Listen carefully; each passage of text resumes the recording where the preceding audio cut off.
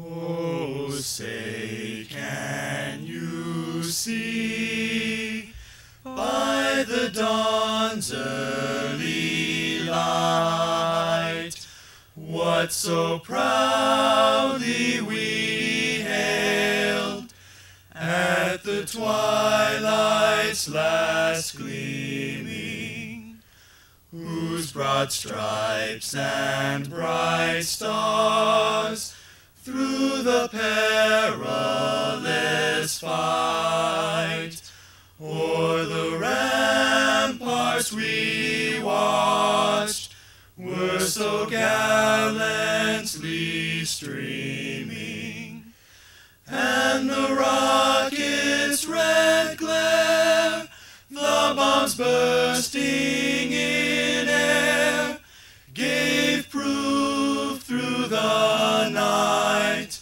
that our flag was still there. Oh, say, does that star-spangled banner yet wave o'er the land of the free?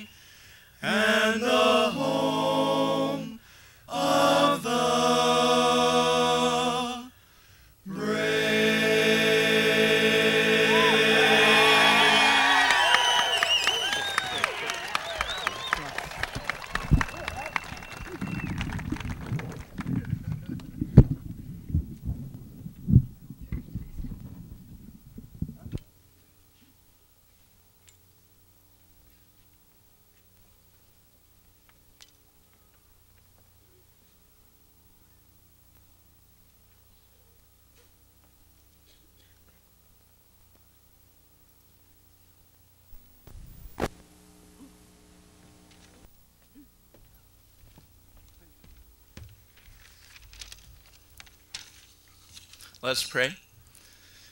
Dear Father in heaven, we are gathered here today to celebrate the completion of a goal which we have been many years in seeking. We are so very grateful for the gifts of knowledge and wisdom that we have been received. You tell us that wisdom benefits all who possess it. It brightens a person's face. Indeed, it has the power to preserve the very life of its possessor. We've searched and found. The bright light of discovery has shone upon us. May that light forever shine. May our dreams be fulfilled and all find our way in this world by knowing truth and feeling love. As we gaze into the horizons of our lives and go our separate ways, we ask that you would again inspire our aspirations and continue to grant us strength. Keep each of us safe and bless our lives. Amen.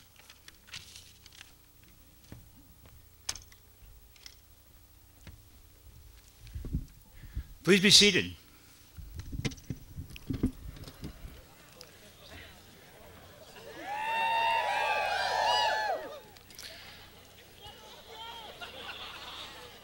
Well, let me welcome everyone here today for what's going to be, I can see, one of the most successful commencement ceremonies we've ever had.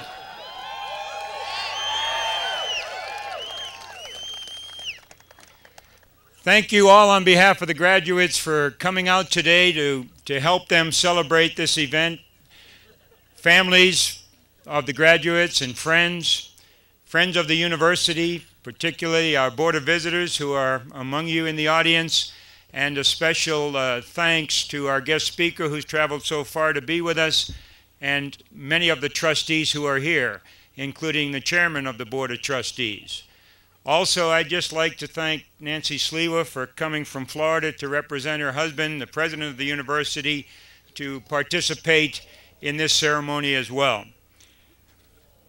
Let me point out that during the ceremony, you're free to roam around and take pictures as you would like to, but when the graduates start to walk across the stage to receive their diplomas, it would be helpful if you didn't block the center portion here, because there's traffic in both directions as we try to make sure everyone gets their diploma in the right order.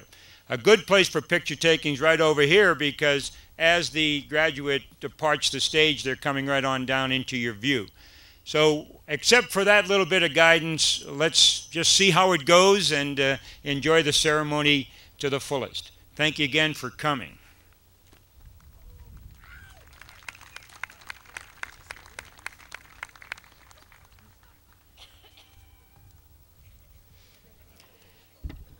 Ladies and gentlemen, it is a great honor for me to introduce to you the speaker for today's commencement.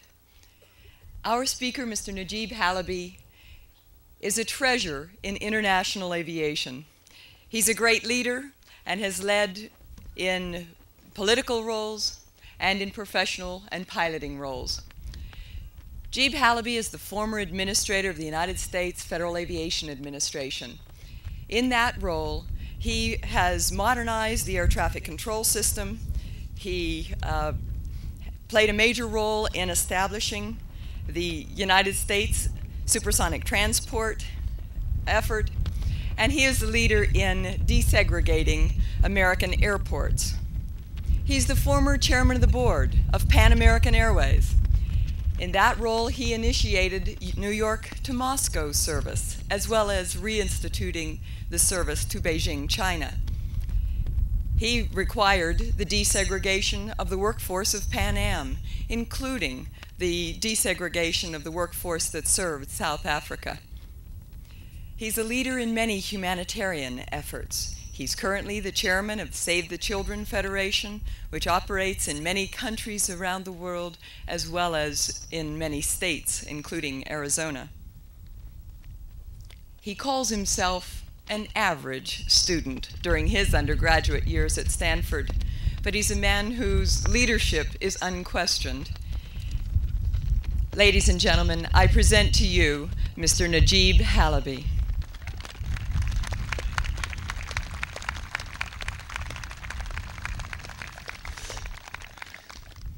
Well, let's keep those balls in the air.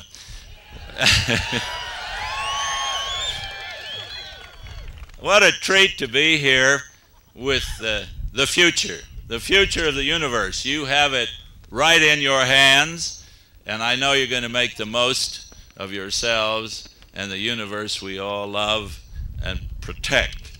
You have great leadership in this university, and therefore you can be proud of your degrees as you get them today. And your chairman of the board, Ed Stempson, a pilot, a public service entrepreneur and leader, and your trustees, and Barbara Barrett, who was so kind in her introduction, very active in the international world, and former vice chairman of the CAB, one of the few aviation leaders who was brought to the White House to be sworn in by your great neighbor here, Sandra Day O'Connor.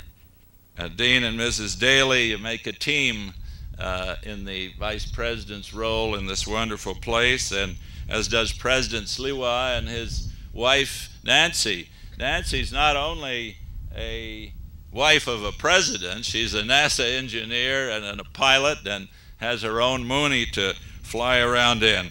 So you've got real talent in your leadership, and it's a wonderful, wonderful place to be in. I hope the tranquility you've enjoyed here will not soon end completely as you face a rather tough situation. As a certified elder statesman of aviation, I'm going to talk to you a little today about the situation in which you're graduating, and then meander a little bit around this current thunderstorm and talk a little bit about some personal lessons I've learned, and I hope end up on a hopeful note. To summarize, this is particularly true for the aeronautical sciences graduates, those who came here looking for high-paid jobs and low work in aviation. I got to tell you, we've been talking about high pay and low work around this country for too long. And I'm afraid it's going to be hard work and low pay at first, which is just the reverse of what you'd like. The potential, however, is worldwide, not only in the United States, but in our great neighbor to the south in Mexico. What a transformation is going on there. How lucky we are to be giving them some good examples and not too many bad examples as they develop. In Eastern Europe, a new whole world and industry opening up. And the Far East, like these other places, will be a little better market for you than at home. The commuters and corporate aviation look a little better than the airlines. For engineer and maintenance, the prospects are fairly good because we are going to have a substantial fleet and a growing fleet around the world, particularly as the developing countries create the employment and the wealth on which we all depend for jobs in this aviation business. There's major work to be done in air traffic control and in communications and avionics. But of all things that you have learned here, I feel your greatest prospects are going to be in what I call the information and communications revolutions. Unlike previous generations in aviation, you will have to save more, work harder, and invest your meager net earnings for the next 5 to 10 years. I have to tell you the 21st century is going to be better than the latter part of the 20th for you. Now, parents, you've invested quite a bit in this scene today. Somewhere between $50,000 and $100,000 for each of these worthy ladies and gentlemen who are graduating today. I think they are very grateful to you. I hope they intend to pay you back. But I got to tell you, as long-range investors, it's going to call on enduring patience from you. It's not going to be immediate payback. Possibly Southwest Airlines might do something like that, but that enduring patience may call for some follow-on investment. I thought you might be for that line in the platform.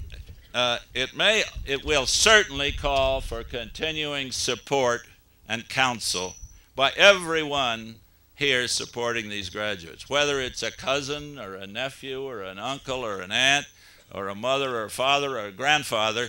You're all here today, friends and relatives, to support these wonderful young people.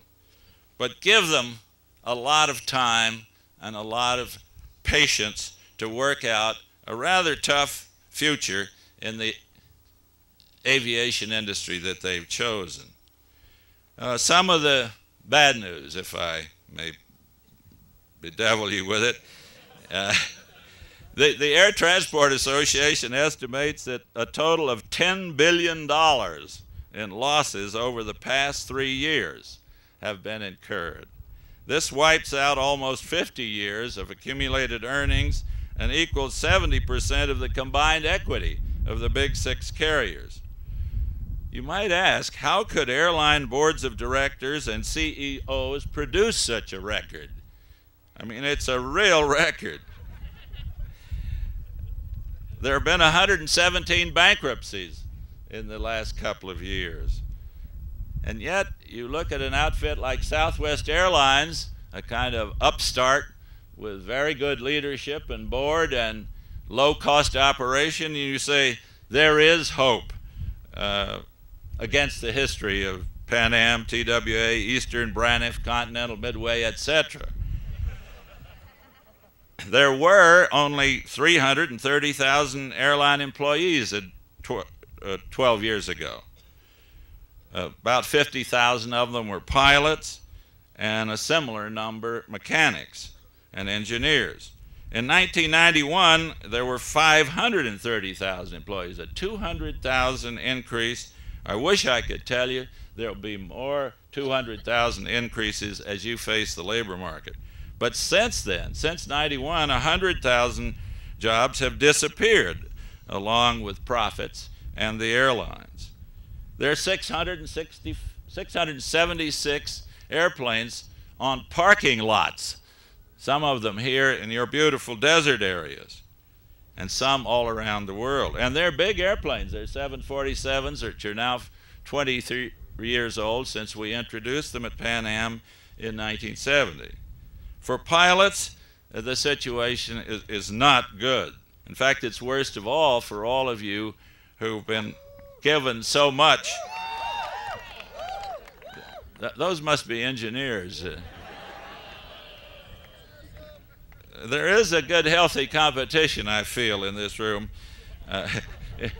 in this pasture.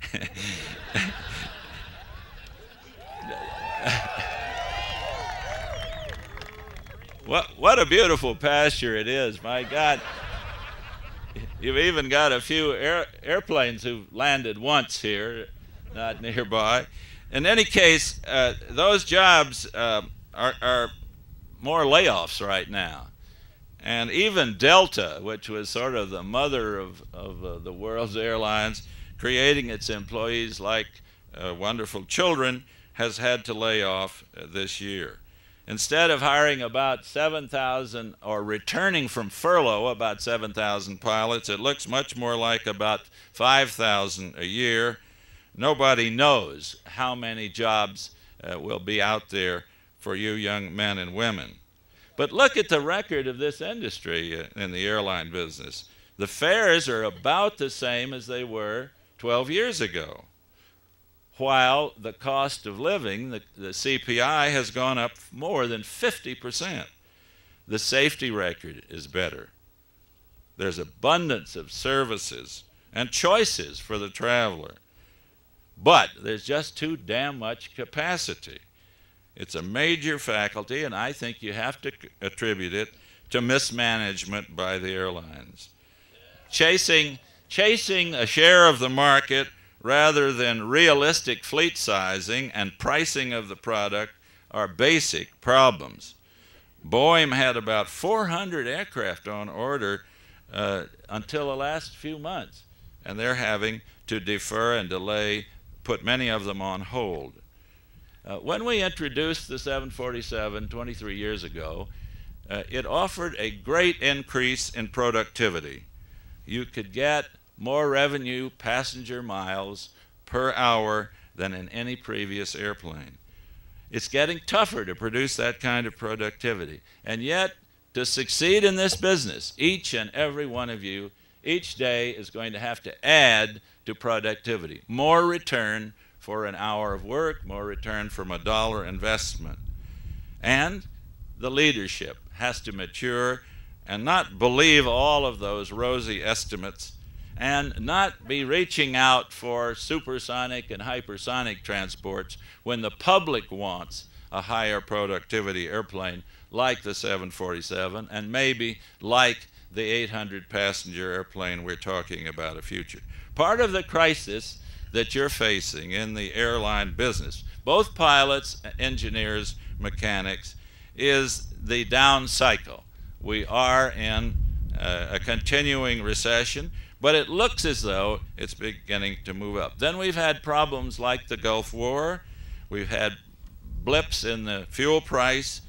But when you get down to it, an airline like Southwest Airlines, and by the way, as I remember it, Chairman Stimson, one of the graduates of Embry-Riddle is now the Vice President or Director of Strategic Planning.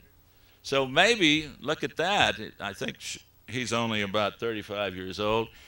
There is the leadership that can develop right out of this group here at Embry-Riddle today. That airline gets about 85 revenue hours per pilot per month, whereas the Big Four are averaging about 60 hours of revenue per month per pilot. The union work rules have to be reformed and reviewed. You simply cannot continue at the high cost rate that we now have.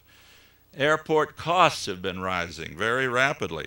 And those of you who are concerned with creating new airports and new airport terminals have to be aware that every nickel that's put in those will come back in the price of the ticket on the airline and either increase or decrease in the number of jobs in the business. The airport costs have increased 5 times over the cost of living in the last 10 years. We have to do something about that, and yet again, the light at the end of the tunnel is some very effective airports that have been built and have been expanded. The trunks are now shedding some routes that they couldn't operate profitably. Again, an example is in San Jose, where United had a hub, and who comes along? A low-cost carrier, Southwest Airlines. Well, you parents and uncles and aunts who've supported these young people must say, these kids must be crazy to get into a situation like this in 1993. But I'd have to reply, it's a very romantic business. It's full of high expectation. I wonder what's going on up in that airplane. Is there a little romance there? I can tell you, my bride, Allison, and I had quite a continuing.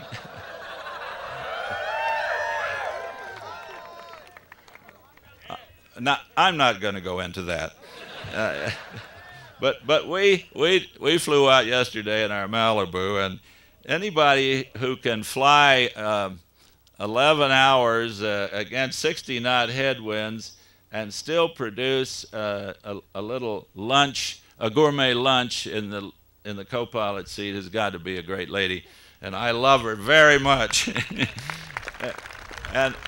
And by the way, at the end of your career, that's one way to end up with a bride in an airplane.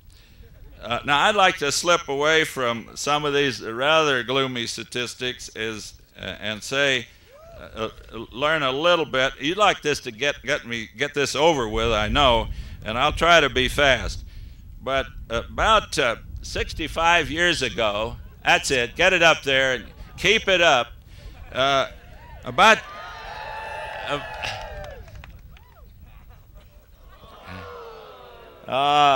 Now some of the faculty can take over there.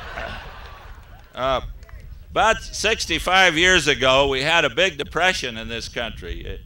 I guess more like your grandparents than your parents. And that's when I learned to fly, like some of you. I went to the air races and got so excited I went home and I said to my mother and my Uncle Harry, everybody has an Uncle Harry, doesn't he? I said, I want to fly. And they said, well, we're in the midst of a depression, things look tough, but we'll give you $100. So I bought 10 hours in an OX Travel Air, and on my 6th hour, without having had stalls or spins or any of the things you all are required to do these days, I was soloed, to my great surprise, on a Sunday. And I staggered into the air and staggered back and had a controlled crash landing and soloed. And I came out Monday morning ready to go and get the rest of my 4 hours. And on the hub of the propeller was a red sticker, repossessed by the bank. So don't worry, boys and girls. I don't think you're going to have that experience, but you are starting out in a recession period. My next move was to get a job as a grease monkey. And even though I had a Stanford and Yale Law School degree, I went to work as a mechanic in an Army Air Corps flight school. The reason was I wanted to build up time so I could get a job as a test pilot. Well, you know, get up at 5, change the oil, clean the airplane, get it ready for those heroes in their silk scarves and helmets, and that's where you start. And you can go on from there and on from there. I went on from there to be a test pilot at Lockheed, and I had a lot of high altitude time in the early part of the war, 1941-42, then went to the Navy. And about just 50 years ago, almost today, I had the tremendous challenge of making a secret flight from what's now Edwards Air Force Base over a little south of here in the first jet transcontinental flight. It was kind of interesting because no one had ever seen a jet before, and it was a classified YP-80. And just to give a little shot in the arm to the American Airlines DC-3 pilots, I came up in formation on a DC-3, very close, closer than I would have ever allowed at FAA. And you should have seen the co-pilot's face. He pokes the captain and says, "Captain, look at this. Look, no props." Since then, I've had the joy of flying 116 other types of aircraft, and in FAA, we had the experience of flying every airplane during those 4 years, 61, 65, that were to be certificated. My thought is that every flight that you make, or every flight for which the engineer prepares, is a test. It's a challenge to make it safe, to make it efficient, to make it effective and benefit to the public. What are the jobs that ought to intrigue you? It's not just that grease monkey to test pilot to airline. There are many others. There's an awful lot of airplanes, many of them used airplanes, to be sold. They're representative jobs. Your chairman has been a marvelous public service representative in his work. There are FAA jobs. I think 400 of your fellow alumni now have jobs in the FAA. NASA has a whole bunch of interesting jobs that you will be qualified for. The airport engineering and administration work is growing. And the growth in the world population, particularly in the developing areas, will offer you challenges and opportunities. The Pacific, the other American states, even in Africa, slow moving but populous as it is, will need you. And in Eastern Europe, with your free enterprise training, with your management competence, you'll be offering positions. Our son is just now in Belgrade flying helicopters, relief and humanitarian missions. I know that doesn't sound like a hot job, but it is a hot place and it is an opportunity. There are going to be lots of replacement of aging aircraft. Those old 747s are 23 years old now. Maintenance and retrofit jobs are out there. And most of your future is going to be in this combination of transportation and information. I suppose if you wanted to be a neologist and create a new word, it would be something like the trans-infoportation business. And those of you who have been in the computer sciences activity, who are going to be on that frontier of information, are out there right at the leading edge. Now, what have you learned here and how can you use it? I think this is a flyby arranged specially by the dean. That's pretty terrific.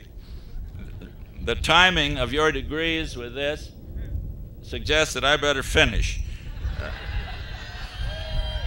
Hooray!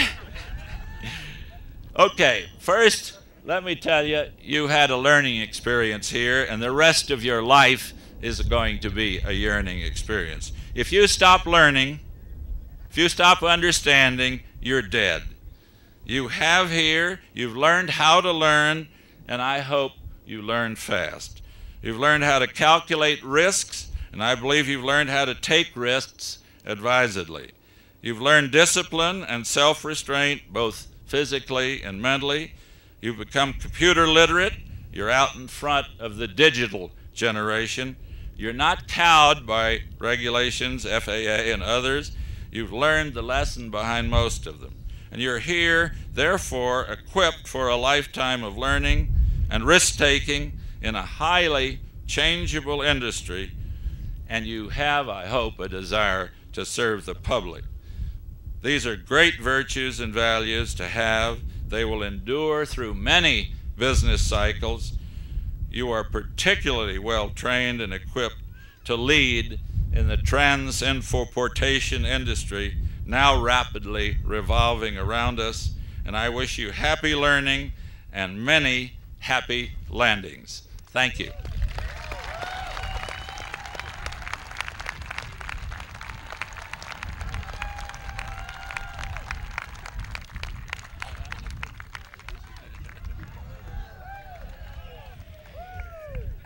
Thank you very much, Najib. We're really honored to have you here with us today. The senior class selects one of their members to represent their thoughts on this morning, and it's my honor to introduce the senior class speaker, Lance Cusford. Lance?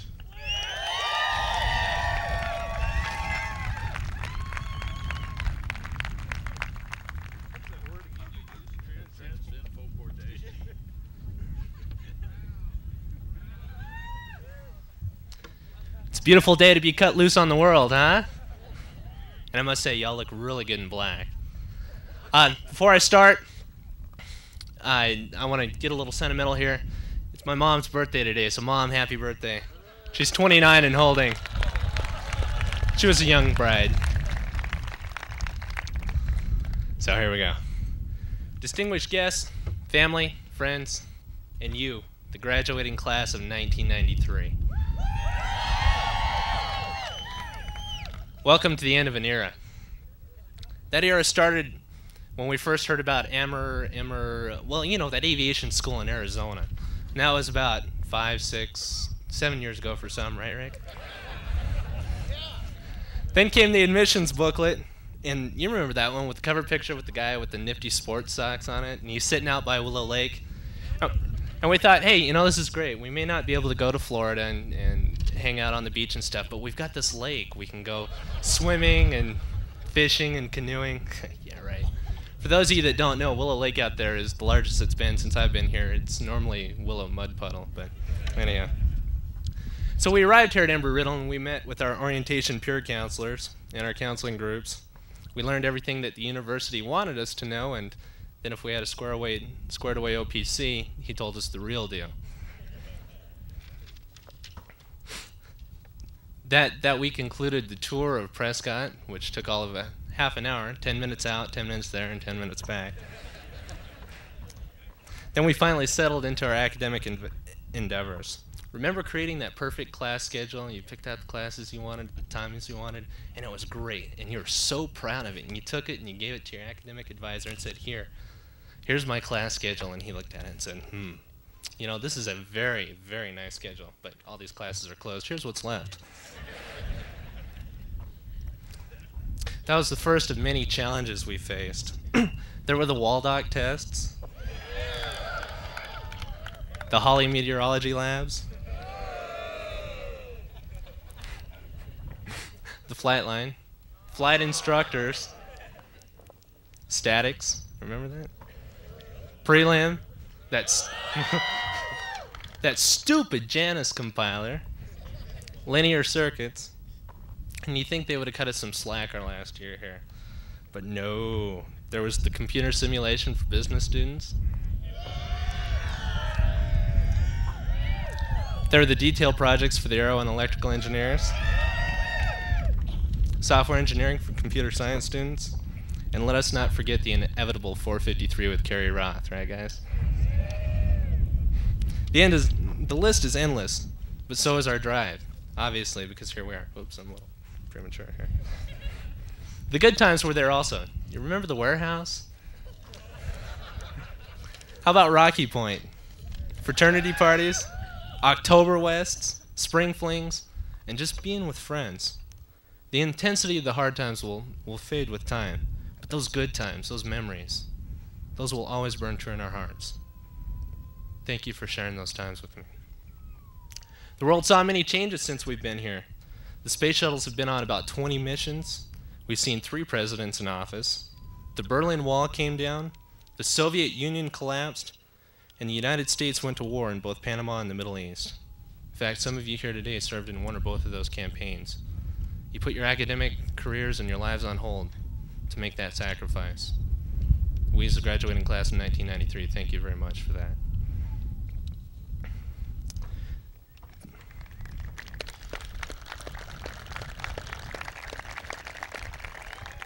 There are others who have made sacrifices for us.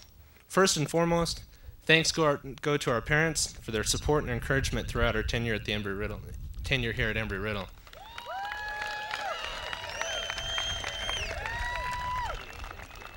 We share our joy and our accomplishment with you.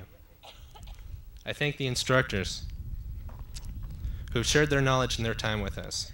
Our instructors know us by name, you know, and that's something that not very many universities can boast. And yeah, sometimes that has its downside. But sincerely, you've been the ones who've given us wings through your expertise and efforts. You're truly underpaid and underrecognized for the job you perform, which is the molding of our future and the future of this world. Thank you.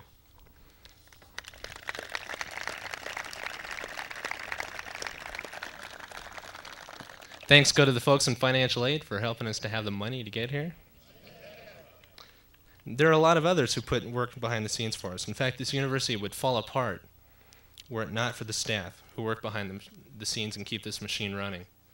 The fact that you don't see them working is a testament to their expertise. Thank you, all of you, for helping us to get here.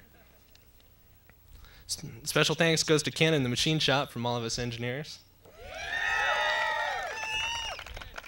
Without your help, Ken, none of us would have graduated. Your wisdom and help in our design projects was invaluable. You will be sorely missed, not only by us, by the university as well. Good luck and happy retirement. I said this is the end of an era, and it is. Embry-Riddle Prescott will no longer have us to grace our classrooms and our walkways. We're looking ahead to the future and standing on the threshold of a new era. Now, I don't know about the rest of you, but I feel like I'm on a freeway on-ramp on a moped, you know?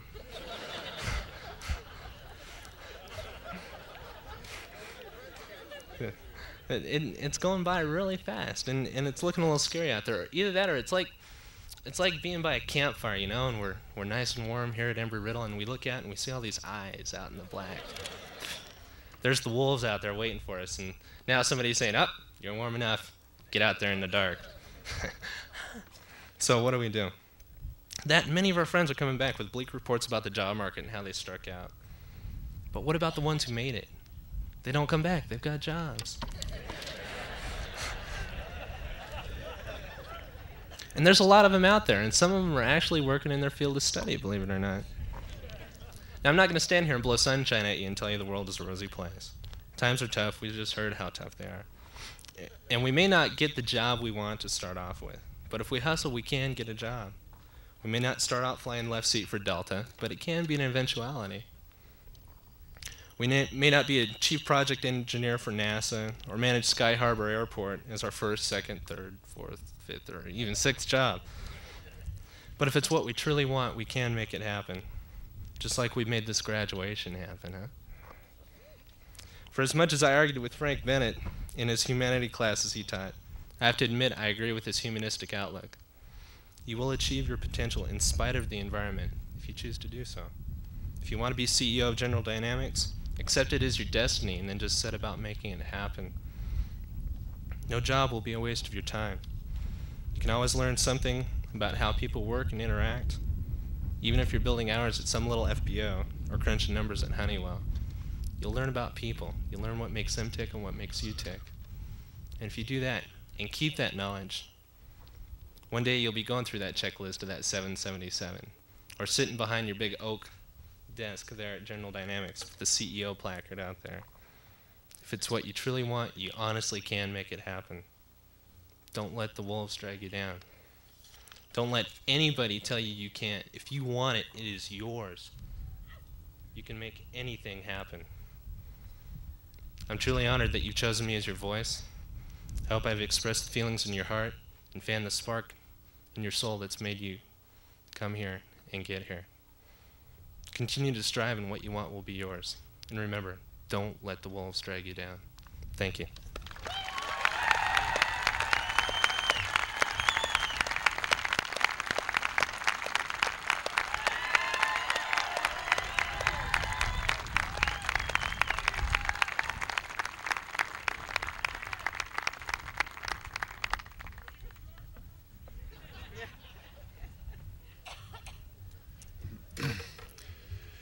It's my privilege to introduce to you the newest lieutenants in the Air Force. I would like the following officers to please come forward. Lieutenant Peter Ballantyne, Lieutenant Ryan Barker, Lieutenant Heath Boat, Lieutenant Douglas Carroll, Lieutenant Stephen Corneo, Lieutenant Eric Hoffman, Lieutenant Tyson Hummel, Lieutenant Melanie James, Lieutenant Walter James, Lieutenant Fidel Lepe, Lieutenant Carl Meisner, Lieutenant Jofus Paglian, Lieutenant Leslie Pick, Lieutenant James Tice, Lieutenant Jean Van Dort, Lieutenant Lynn Williams, Lieutenant Pamela Woolley, and Lieutenant Mark Zebehazy. I'd like to share two quick things with you about these seniors. Number one, these seniors plus the remainder of their class that graduates next fall is the largest Air Force ROTC class in the United States.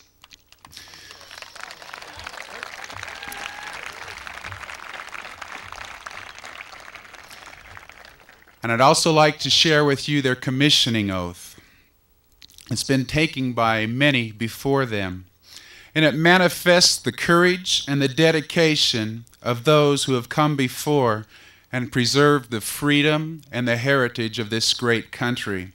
And it goes like this. I, Warren Priddy, having been appointed a second lieutenant in the United States Air Force, do solemnly swear that I will support and defend the Constitution of the United States against all enemies, foreign and domestic, that I will bear true faith and allegiance to the same, that I take this obligation freely, without reservation and without purpose of evasion, and that I will well and faithfully discharge the duties of the office upon which I am about to enter. So help me God.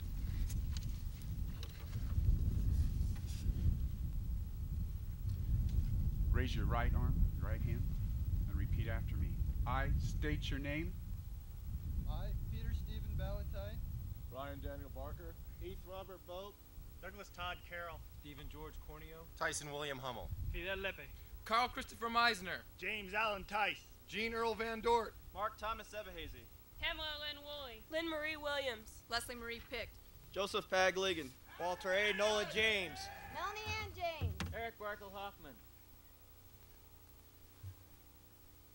Having been appointed as Second Lieutenant in United States Air Force, Having been appointed as Second Lieutenant in the United States Air Force, do solemnly swear do solemnly swear that I will support and defend the Constitution of the United States, that I will support and defend the Constitution of the United States, that I will bear true faith and allegiance to the same, that I will bear true faith and allegiance to the same, that I take this obligation freely without any mental reservation or purpose of evasion, that I take this obligation freely without any mental reservation or purpose of evasion, and that I will well and faithfully discharge and that I will well and faithfully discharge the duties of the office upon which I'm about to enter.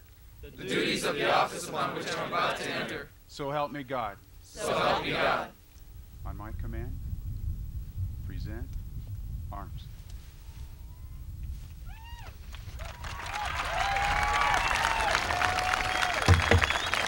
Ladies and gentlemen, these are the future officers, leaders, and defenders of our country.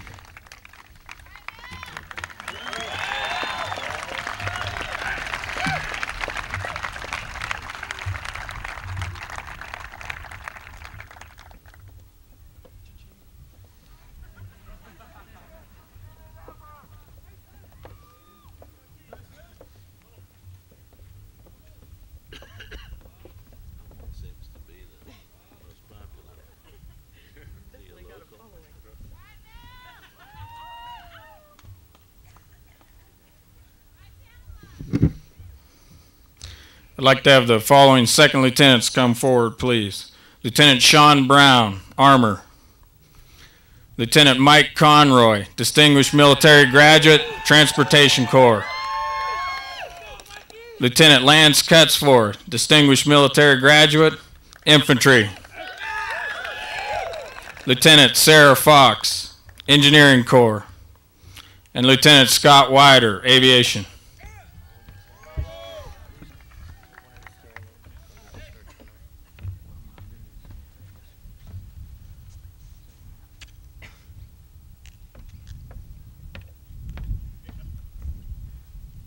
Right hands, repeat after me. I state your name. I, Scott Paul Wider. I, Michael Patrick Conroy. I, Sean Thomas Brown. I, Sarah Jane Fox. I, Clarence Charles E. Cutsforth. Having been appointed as an officer in the Army of the United States. Having been appointed an officer in the Army of the United States. In the grade of Second Lieutenant. In the grade of Second Lieutenant. Do solemnly swear. Do solemnly swear. That I will support and defend. That I will support and defend. The Constitution of the United States. The Constitution of the United States. Against all enemies, foreign and domestic. Against all enemies, foreign and domestic. That I will bear true faith. That I will bear true faith. And allegiance to the same. And allegiance to the same. That I take this obligation freely. That I take this obligation freely. Without any mental reservation or purpose of evasion. Without any mental reservation or purpose of evasion. That I will and faithfully.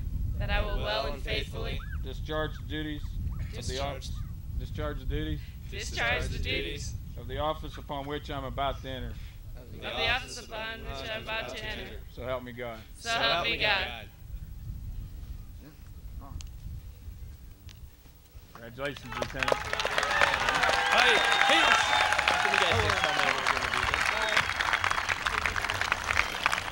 This is not the largest Army class graduating, but I feel it's the best. Thanks for sharing their commissioning with us.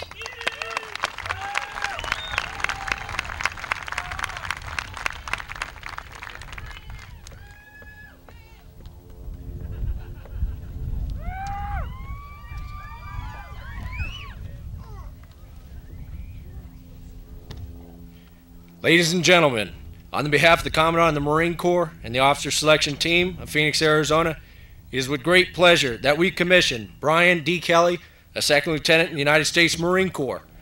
Captain M.J. Bontel will administer the oath of office, and Brian's grandfather will pin on his bars of gold. And the Mameluke sword presentation will follow thereafter. Brian Douglas Kelly, if you are ready to assume the responsibilities as a Lieutenant of Marines, please raise your right hand and repeat after me. I state your name. I, Brian Douglas Kelly, Do solemnly swear or affirm do solemnly swear or affirm that I will support and defend that I will support and defend the Constitution of the United States the Constitution of the United States against all enemies, both foreign and domestic, against all enemies, both foreign and domestic, and that I will bear true faith and that I will bear true faith and allegiance to the same, and allegiance to the same, that I take this obligation freely, that I take this obligation freely, without mental reservation without mental reservation or purpose of evasion, or purpose of evasion, and that I will well and faithfully and that I will well and faithfully discharge the duties discharge the duties of the office upon which I am about to enter. I'm about to enter. So help me God. So help me God.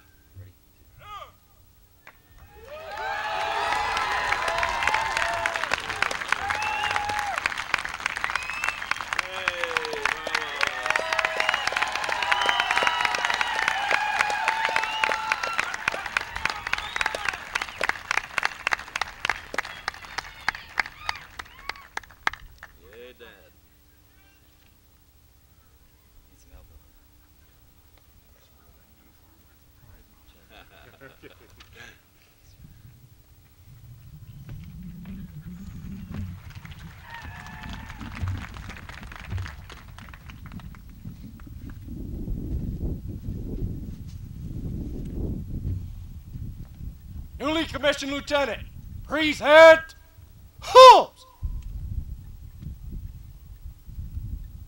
Order, Holmes.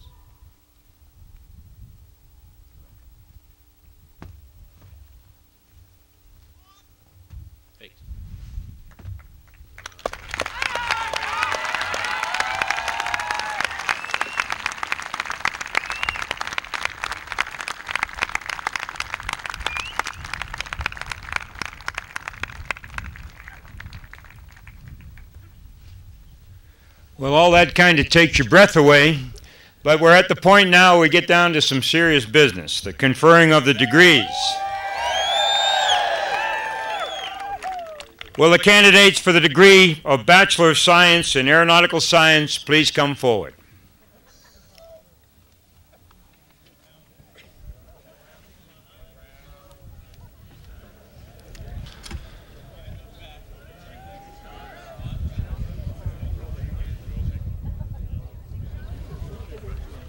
If they have gold core team, it means they're soon commodity to you. This means Meg's money and white.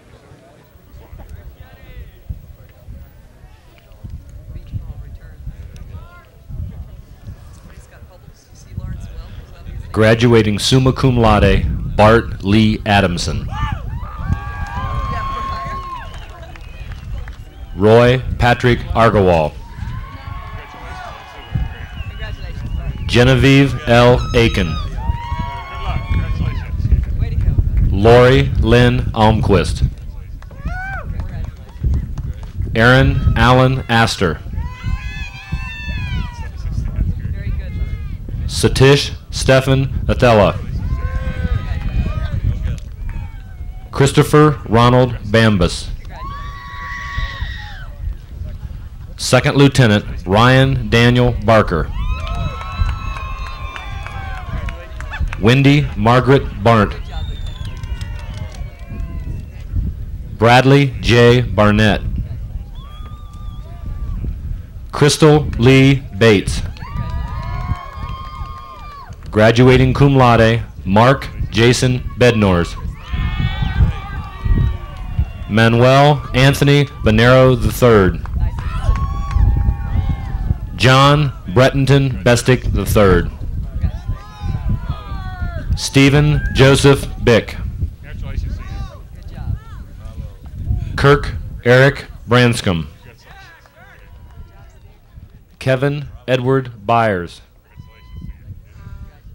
Stephen Francis Callender. Jera Gwen Carter. Robert Michael Carter. Stephen Michael Cristiano.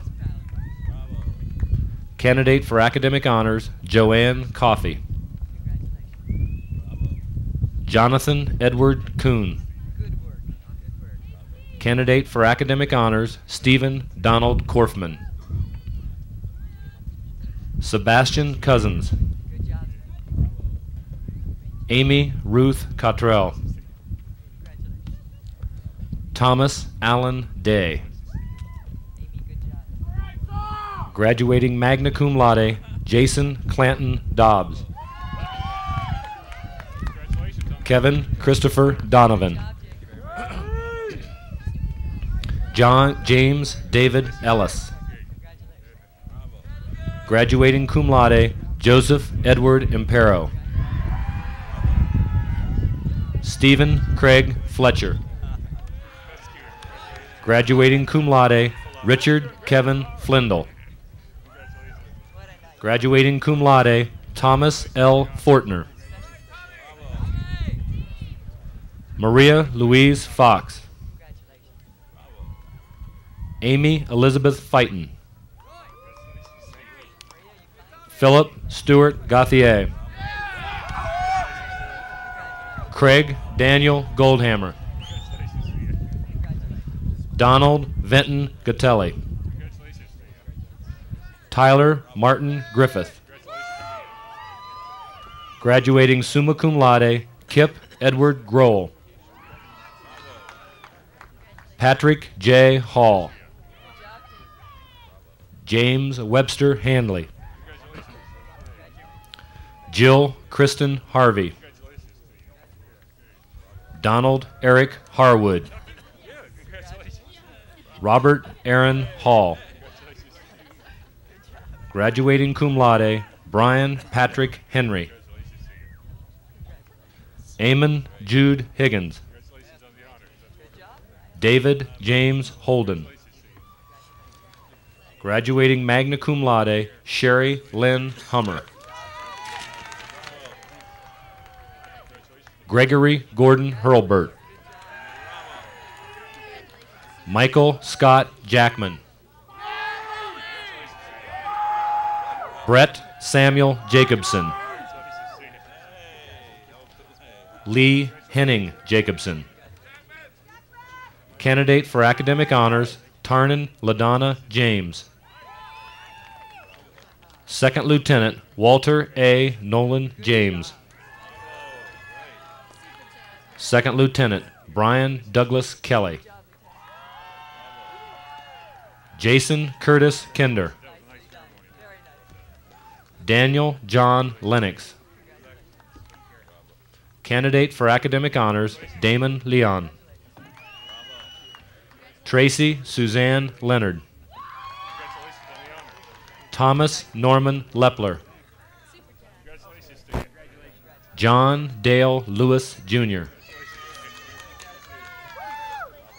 Jack Lynn McEwen. Paul W. Mahana. William Gary Maldonado. Candidate for Academic Honors, Eric Wayne Marvin. Randall Scott McGehee.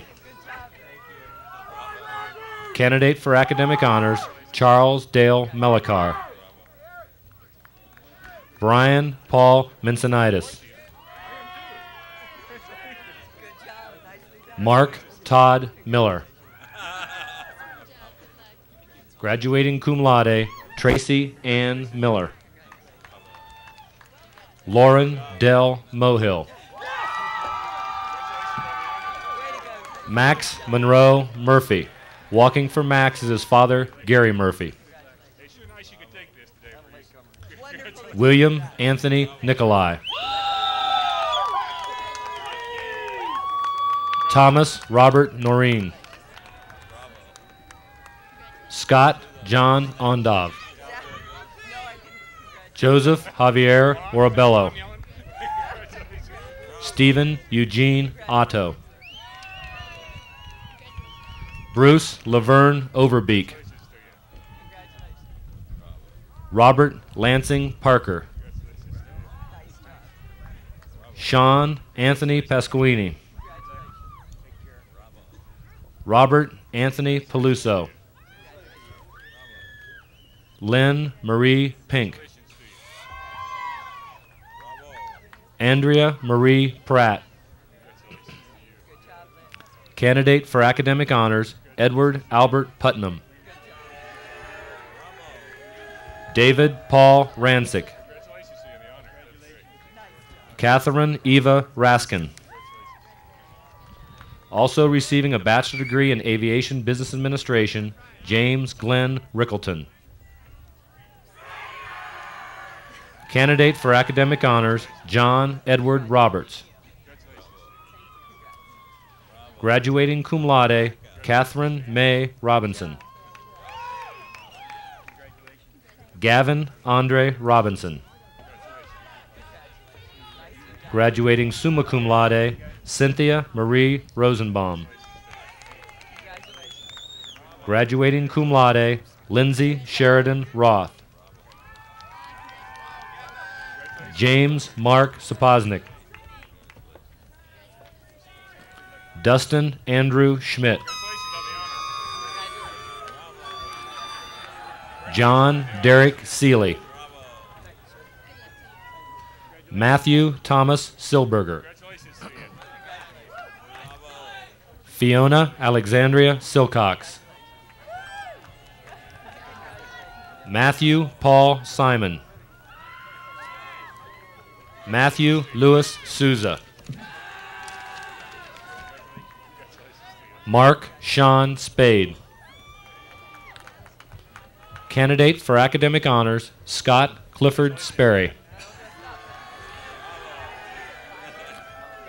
Chad Donald Spillman. Paul Michael Stasic. Kevin Bingham Stewart. Graduating cum laude, Frank Anthony Tagliaferri, Jr. John Patrick Tangretti. Graduating magna cum laude, John Jula Terry.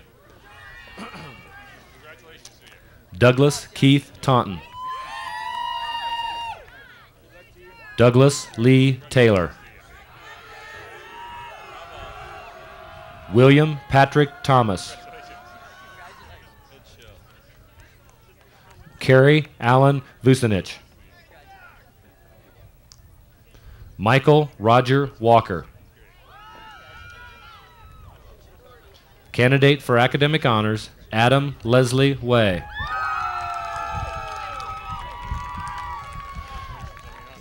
Christopher Thomas Wellhausen. Robert Revis Winkler. Susan Michelle Wolf.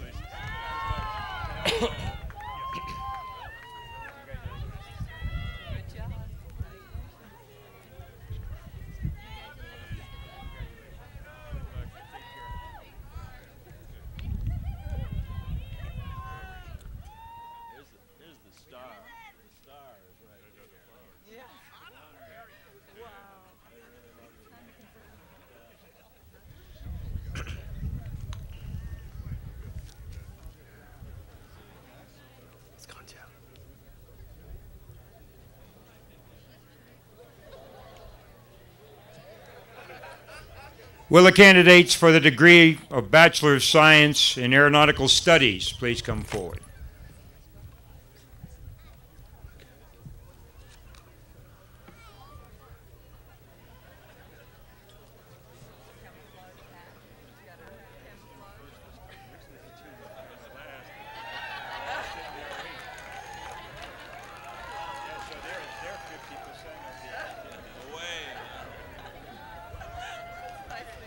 Daniel Cleland Bollier. David Ryan Boaz. Michael Sean Fay. Graduating magna cum laude, Mark Matthews Foster. Second Lieutenant, Sarah Jane Fox. Robert E. Helgeson II.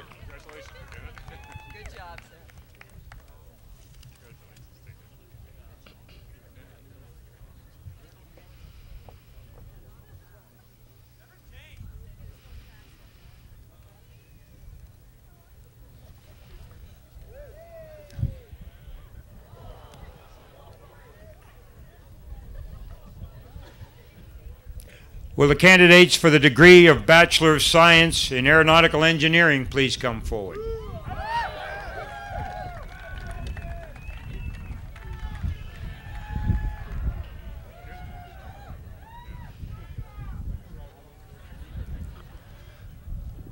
The orange cords signify membership in the National Engineering Honor Society, Sigma Gamma Tau. Second Lieutenant, Peter Stephen Ballantyne.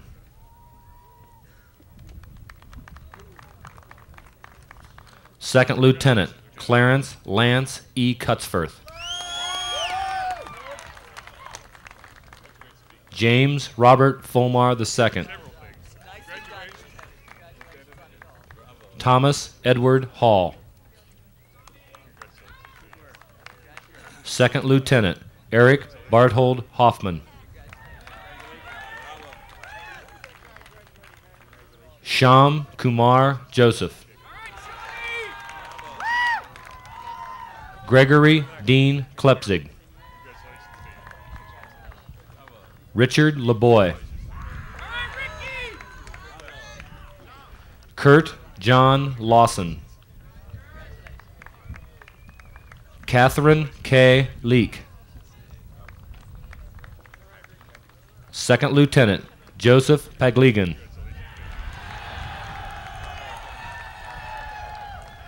Jarrett Lamont Schneider.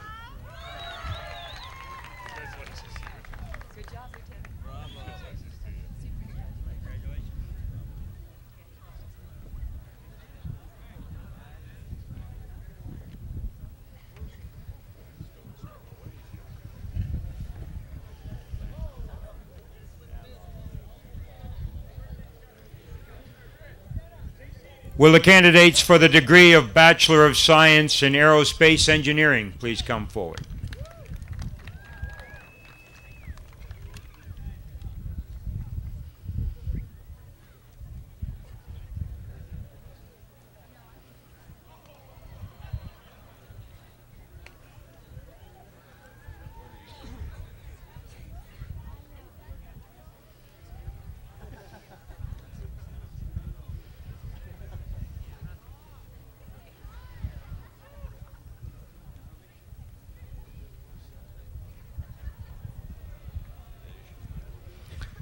Ing Yao Ang.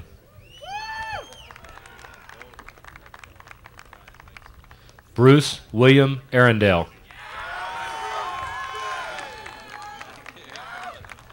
Hao Ming Ao.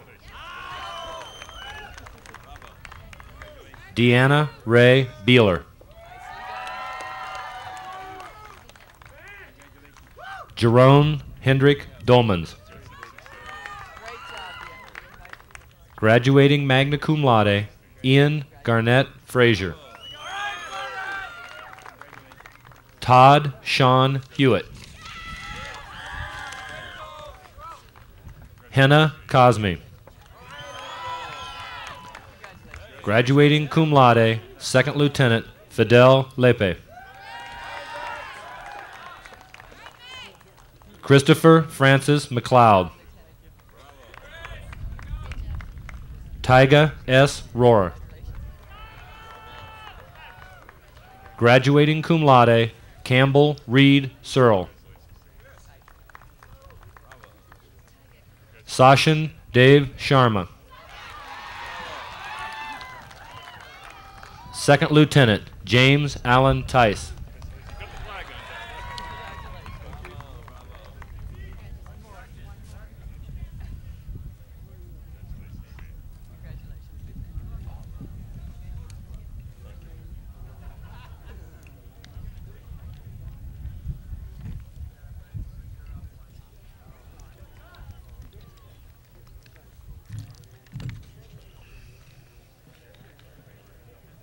Will the candidate for the degree of Bachelor of Science in Aerospace Studies please come forward?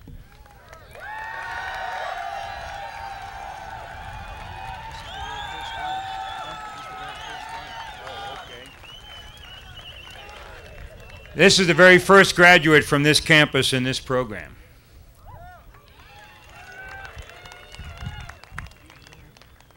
Joshua B. Chris.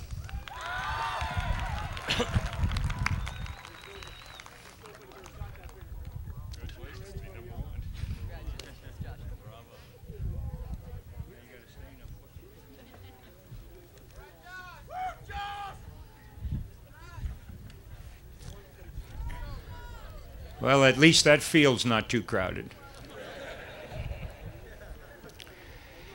Will the candidates for the degree of Bachelor of Science in Aviation Maintenance Management please come forward?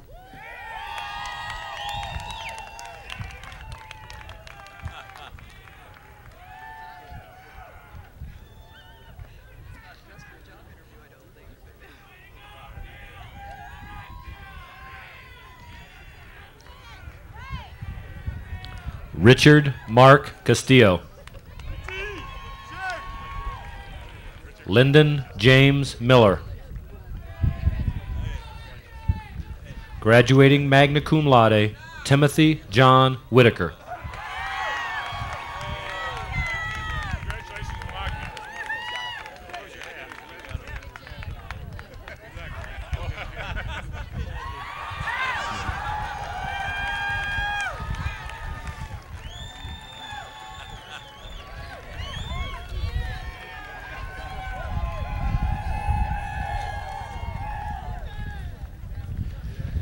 Will the candidates for the degree of Bachelor of Science in Aviation Business Administration please come forward?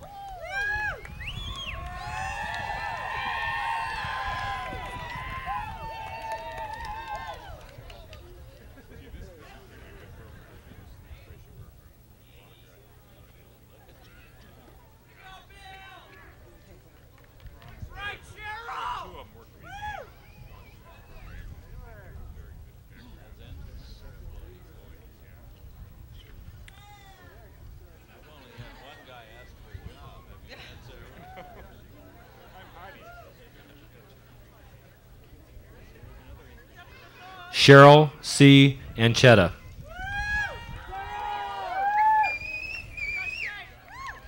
Nicole Lynn Babcock. Dawn Janine Barrick. Graduating cum laude, Stephen J. Bergren. Dawn Rochelle Carroll. Graduating cum laude, Carolina Chickerloo. Graduating cum laude, Second Lieutenant, Michael Patrick Conroy. Jane Margaret DeBecca Smith. Graduating magna cum laude, Thomas Peter Fedderson. John Tilford Galloway, Jr. Candidate for Academic Honors, Linda A. Heidebrecht. James Lawrence Jensen.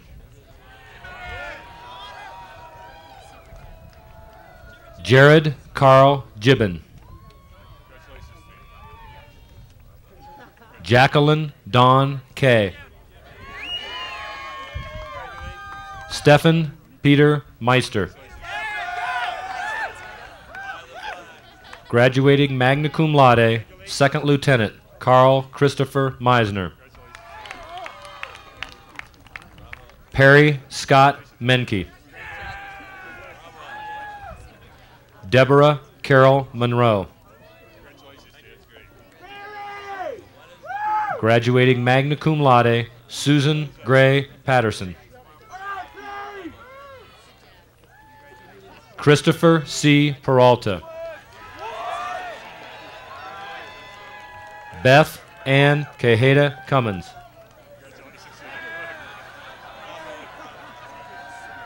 Christopher Paul Sample. John Howard Somson III. Desiree Ray Stevens.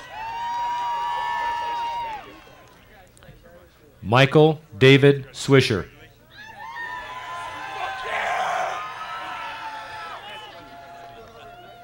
Miguel Camilo Torres.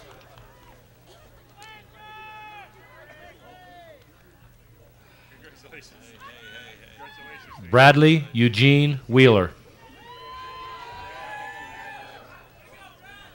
Gregory Richard White.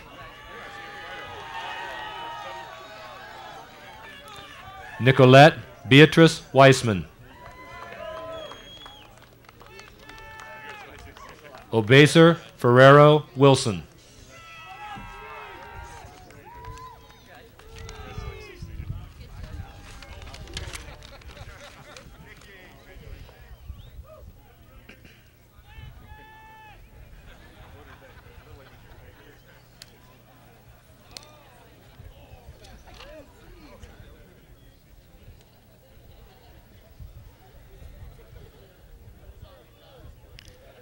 Will the candidates for the degree of Bachelor of Science in Aviation Computer Science please come forward?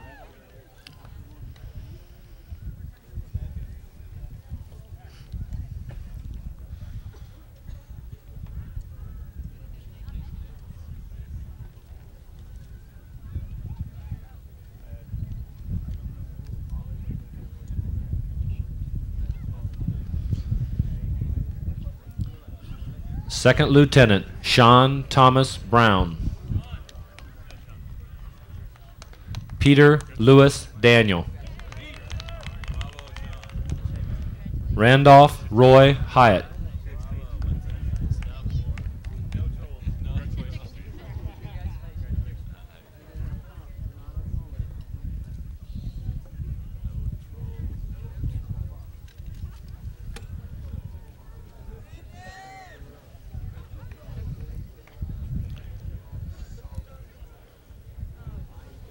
Will the candidates for the degree of Bachelor of Science in Computer Science with Aviation Applications please come forward?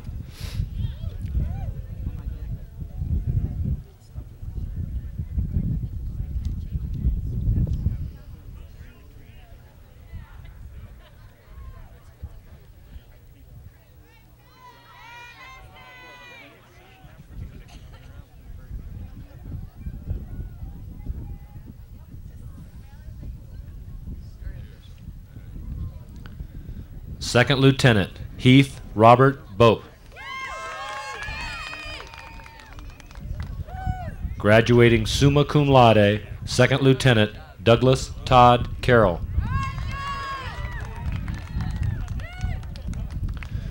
Second Lieutenant Stephen George Corneo.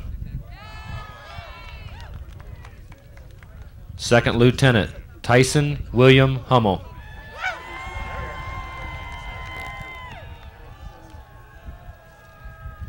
Second Lieutenant Melanie Ann James. Eric Martin Johnson. Mansour Nassim. Michelle Lee Peevler. Graduating cum laude, Second Lieutenant Leslie Marie Pict. Second Lieutenant Gene Earl Van Dort. Graduating magna cum laude, Second Lieutenant Lynn Marie Williams. Graduating cum laude, Second Lieutenant Pamela Lynn Woolley. Graduating summa cum laude, Second Lieutenant Mark Thomas Zebahazy.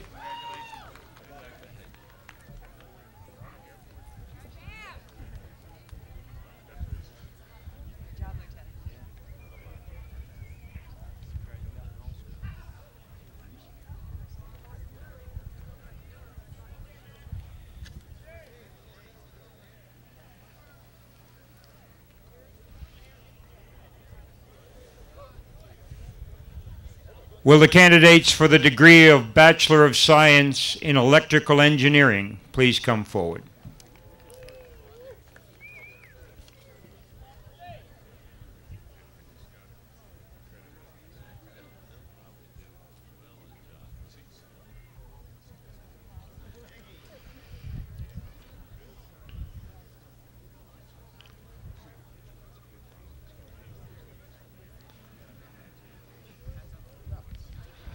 Chris Edward Howian.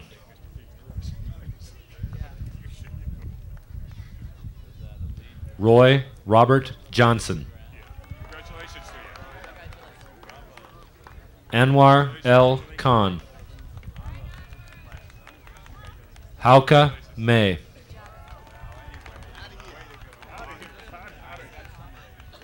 Eduardo Veve.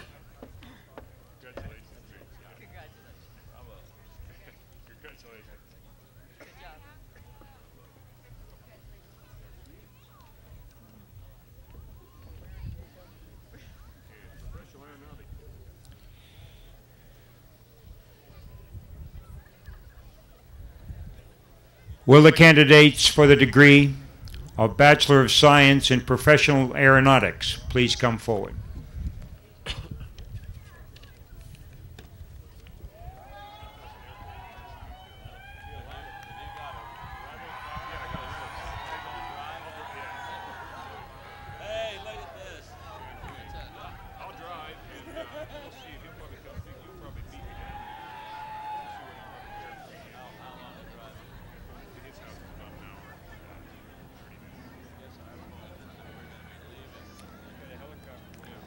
Graduating cum laude, Raymond Marshall Boyd. Joel Edward Brady. Graduating cum laude, Daniel Eugene Cristofano. Timothy Alfred Dearza White. Timothy Hart Farwell. John D. Fisher. Eric Dwayne Green. Graduating cum laude, Alan Michael Cavey. Terry S. Kitaguchi. Graduating cum laude, Lascelles Irwin Mitchell, Jr. Graduating magna cum laude, Todd Shaler Picton. Carolyn L. Robinson. Donald Dale Rose. Timothy Allen Wagner. Second Lieutenant Scott Paul Whiter. Robin Lane Zwick.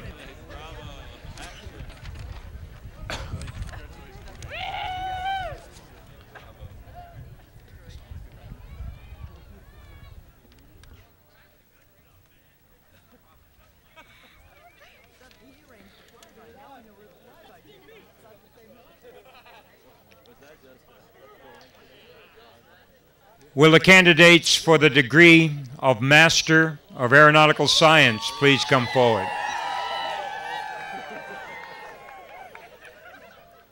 What a waste of champagne. Pretty rich class you've got. They all have a bottle of champagne. They're wasting it.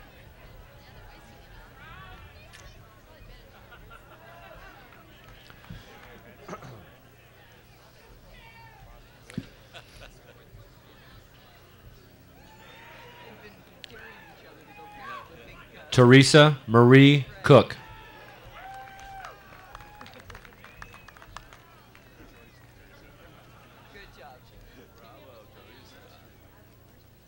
Mike Allen Pryor.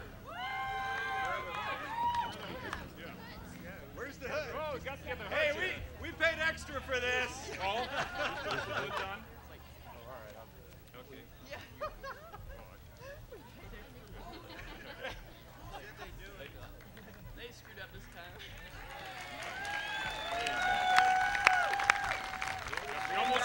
Mike Allen Pryor.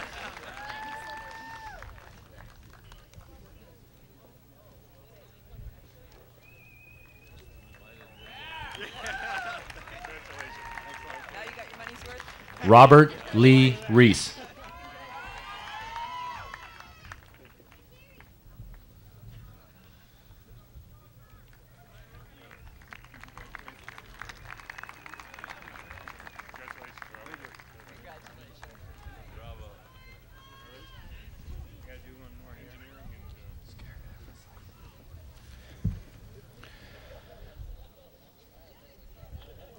Will the candidate for the degree of Master of Aeronautical Engineering please come forward?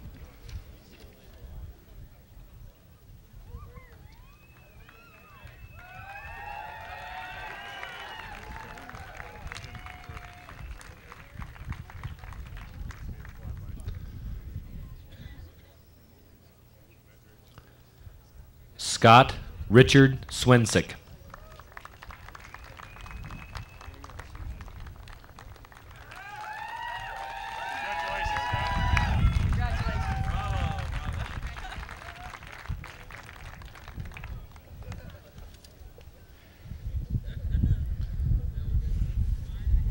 Will the candidate for the degree of Master of Business Administration in Aviation please come forward?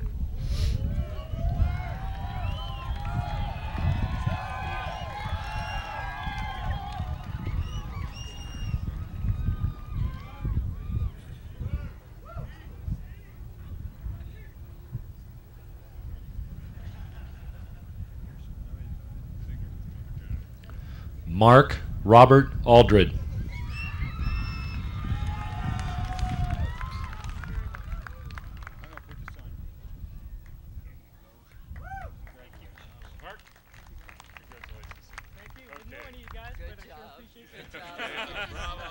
But it works, right? Just raise your tuition.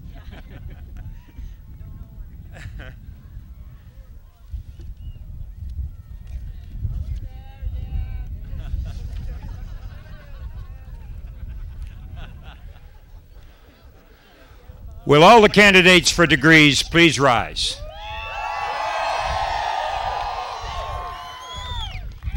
Dr. Stimson, upon the recommendation of the faculty of the university, it is my honor to present to you the candidates for graduation. Thank you. Where's the beach ball? You got the beach ball? But there we are.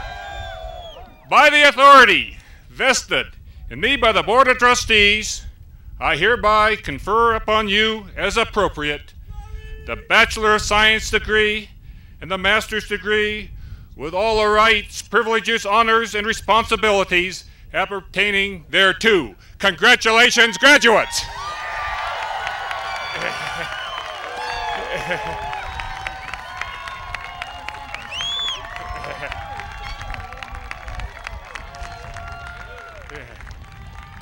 Okay. Oh, Allison. Come here. Okay. Okay.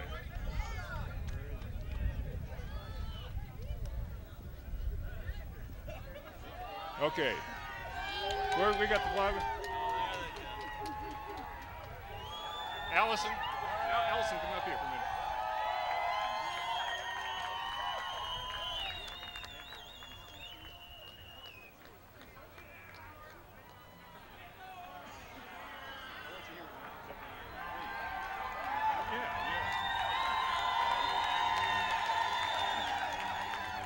Piloting the ERAU aircraft, lead aircraft, Mike Ropes, Don Martin.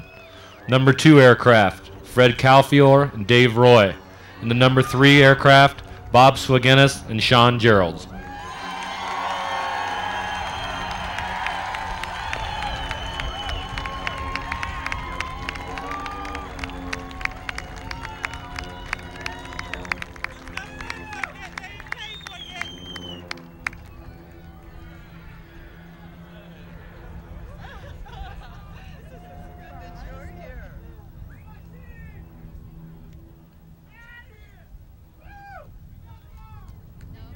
Good? Air Force guys, instructors? Yeah, I don't know who they are, but they're doing pretty good. Yeah.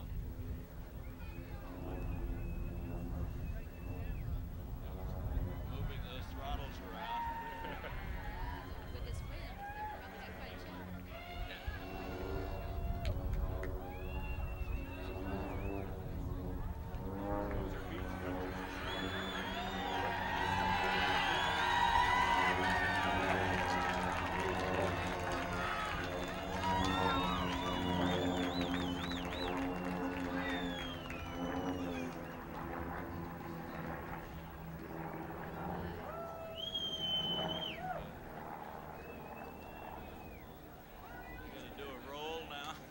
I think they're going home. Yeah, they're going. Okay. That's good. Okay. Graduates, please be seated. Uh-oh. Mr. Hallaby and Mrs. Hallaby, would you please come forward? Today, in recognition of the outstanding public career and many contributions to the private sector, Embry-Riddle University is proud to recognize Mr. Hallaby with an honorary degree. So on behalf of the Board of Trustees and on the recommendation of the faculty, the award of the doctorate degree of Aeronautical Science honor causes to Mr. Najib Hallaby. Jib. Thank you. Thank you. Thank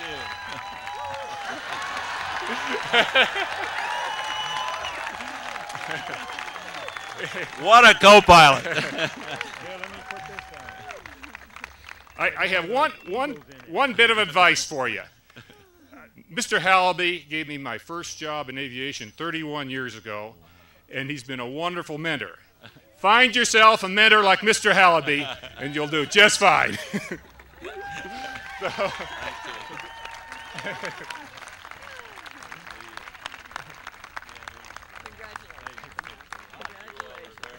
Very generous.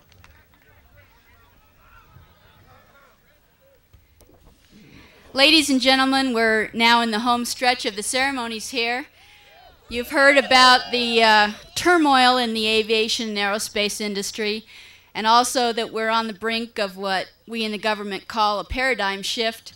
We're on the dawn of a new era for aviation and aerospace, and the graduates before us today will be the leaders in that new era. I've already determined that all Embry-Riddle graduates are outstanding. And I know that they'll do well because we've seen their enthusiasm. I can verify they all have very firm handshakes. And we can see that they know how to set themselves apart from the general crowd.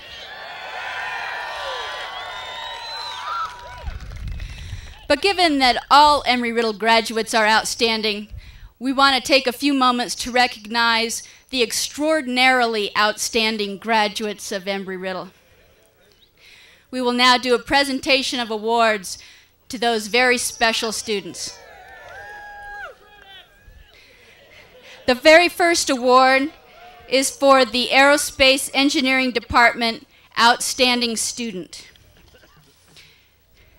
This person is a dedicated and hardworking student with definite goals, a polite and friendly individual who cares about others, in short, a genuine gentleman. He was the recipient of an Air Force ROTC academic scholarship and served as chapter president of Sigma Gamma Tau, the National Honor Society for Aeronautical Engineers. Eric Hoffman.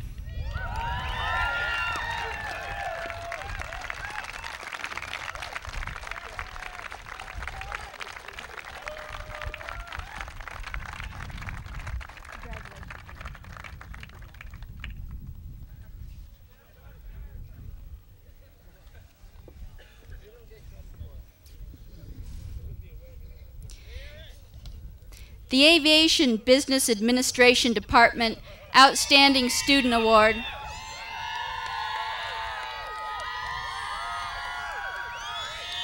obviously a very popular award, goes this year to a model business student carrying a 4.0 GPA during his entire academic career at Embry-Riddle. He has tutored in accounting, management, and economics, has been a leader in the Future Business Leaders of America, and was also selected to go to Washington, D.C. for a special FAA briefing conference in January. Tom Feddersen.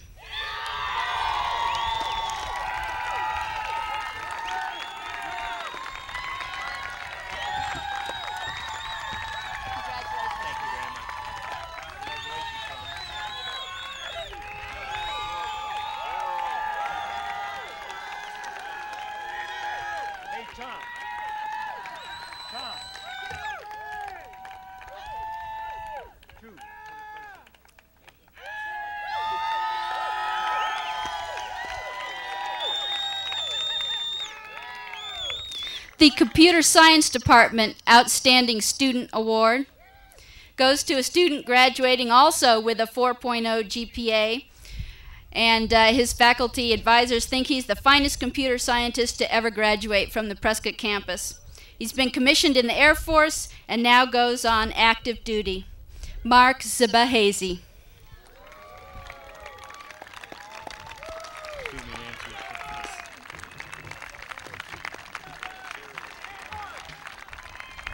Boy, the wind is blowing this all the way.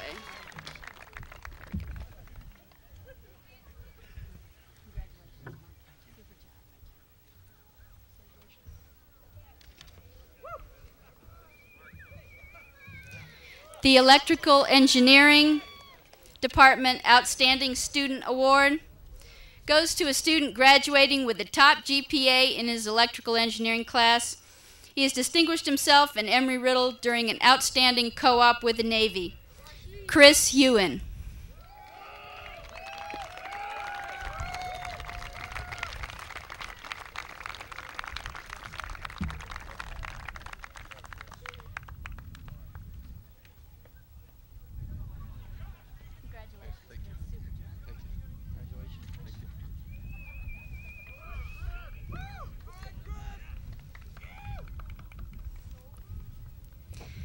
The Humanities Social Science Department Outstanding Student Award. Given these are our literary geniuses of the campus, they've written a poem in his honor. A PC wizard, a wit with a smile, a singer of tunes self-composed, played with style, an editor, tutor, a warm special blend, our outstanding student, our graduate, our friend. Peter Daniel.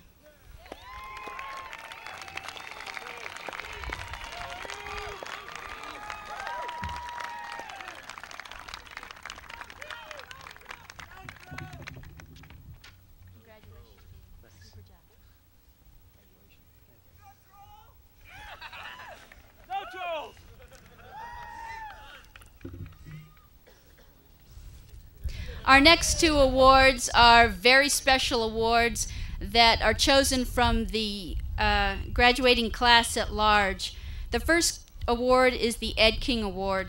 This one is presented to a graduating senior who has made an outstanding contribution of time and talent to the university and also to the local community. This student has maintained a 3.34 GPA during intense involvement with both his community and university, with a list of activities that is seemingly endless. I'll just name a few. In community service, he teaches Sunday school, is involved in service projects for the elderly and economically disadvantaged, is a volunteer math tutor at Yavapai College, is judge for the Northern Arizona Science Fair, is a volunteer fitness trainer for the elderly, a volunteer weightlifting clinic organizer for youth. In the university, he's a distinguished military student, recipient of the Department of the Army Superior Cadet Award for 3 years, U.S. Army Information Systems Command Award for Outstanding Cadet in 1992, orientation peer counselor, volunteer tutor at Embry-Riddle. I'm happy to honor Lance Cutsforth.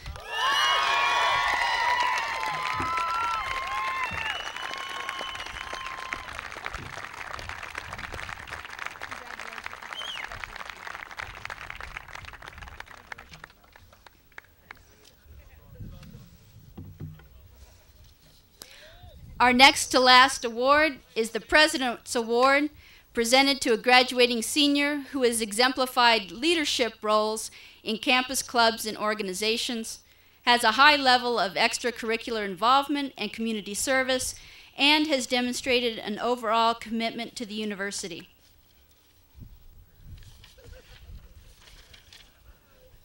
This recipient this year is a young man who has received 6 academic scholarships, maintained a grade point average of 3.8, and was chosen who's who among college students in America. He's a member of the Arnold Air Society, a cadet member of the Prescott chapter of the Air Force Association, and has received several Air Force ROTC awards, including the Leadership Award, Distinctive GMC Award, and the Vice Commandant's Award. He was selected to participate in the Air Force RAF Pilot Exchange Program. He's participated in campus sports, including flashball, basketball, volleyball, and softball. In the community, he's worked with Big Brothers and Big Sisters, assisted with the campus blood drive, and volunteered at the VA hospital, working at the Veterans Outreach Center in Prescott as a work-study assistant. I'm proud and pleased to present this award to Carl Meisner.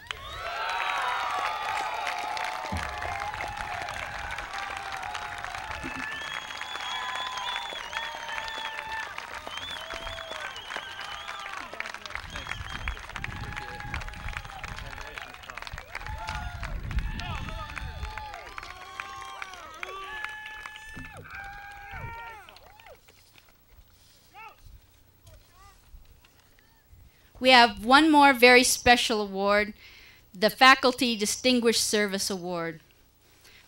As our senior speaker noted, many times the faculty are overworked and underappreciated. And this is one way in which we have of appreciating those truly outstanding faculty members from each year. The Faculty Achievement Award is presented to the faculty member who has contributed significantly to improving academic quality of the university. This year, the Faculty Distinguished Service Award goes to Dr. David McMaster.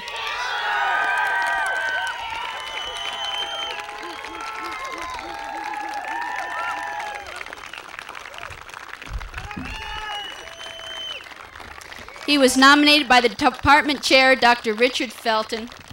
Some of his achievements: he has redesigned 2 aircraft design courses, AE 420 and 21, which were cited by the ABET accreditation team as excellent examples of design courses. He has actively encouraged our students to participate in the national AIAA aircraft design competitions, and one of their design projects was judged to be outstanding. Dr. McMaster has actively assisted admissions in their recruitment efforts, interacting with both parents and prospective students. He also developed the Engineering in Society course, which became part of the curriculum in the fall of '92. According to Dr. Felton, Dr. McMaster has given his total self to the university and contributed far beyond what could be reasonably expected. Our congratulations to Dr. McMaster.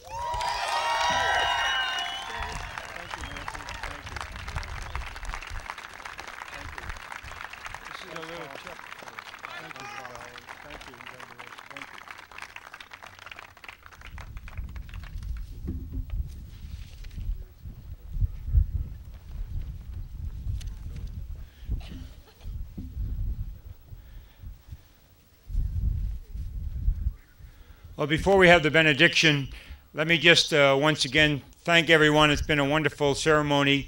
Invite you all to join us up in the gymnasium, what we euphemistically call the old gym, for a reception and an opportunity to meet the guest speaker and others who are here on the platform. So with that, I'd defer to Doug Carroll with the benediction.